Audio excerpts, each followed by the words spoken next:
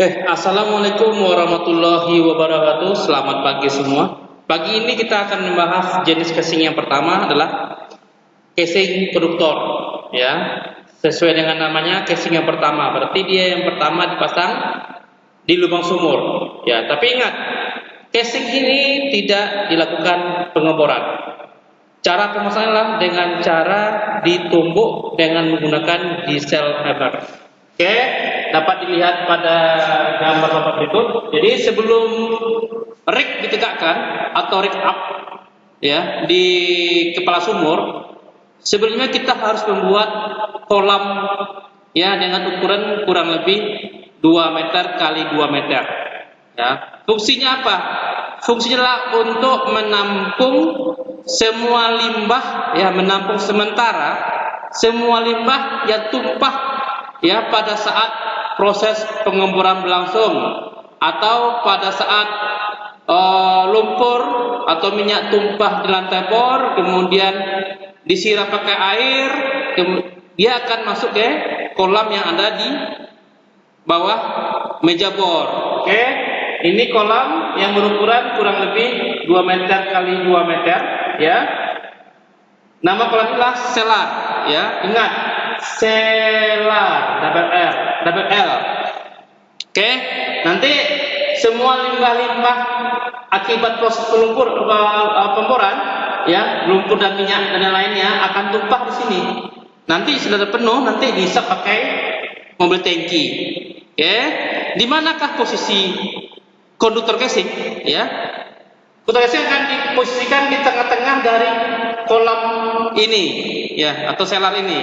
Ya, dengan cara dia dipancangkan, ditekan ke dalam tanah atau formasi, ditumbuk dengan menggunakan diesel hammer, ya.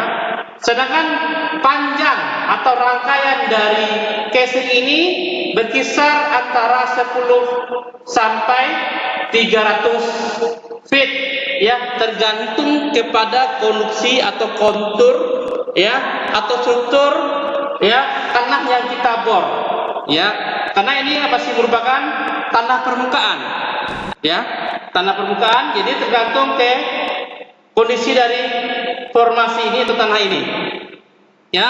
Kemudian diameternya itu berkisar antara 16 sampai 36 inci ya, cukup besar ya, memang harus besar. Kenapa harus besar? Karena nanti di dalam casing ini akan dipasang beberapa buah casing lagi. Ya, kita tahu kan ada surface casing, ada intermediate casing, ada production casing dan liner. Jadi ukuran dari casing ini harus lebih besar pada casing-casing yang lainnya. Ya. Kemudian fungsi casing ya. Kita masuk ke fungsi dan kegunaannya ya.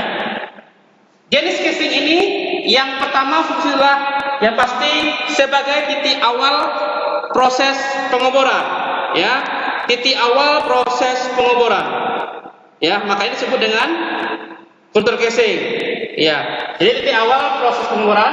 Yang kedua fungsinya untuk ya menghindari terjadinya kontaminasi antara lumpur pengeboran dengan air permukaan tanah ya, atau air sumur lah ya.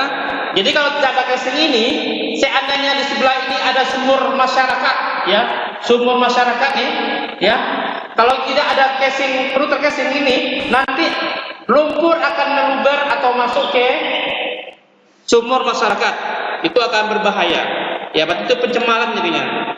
Oke, kemudian yang ketiga fungsi casing lah untuk menampung ya. Jadi pada saat proses pengeboran berlangsung ya, pasti kita dan harus menggunakan lumpur ya, lumpur. Jadi ini rangkaian pipa bor, ini bit ada sirkulasi lumpur.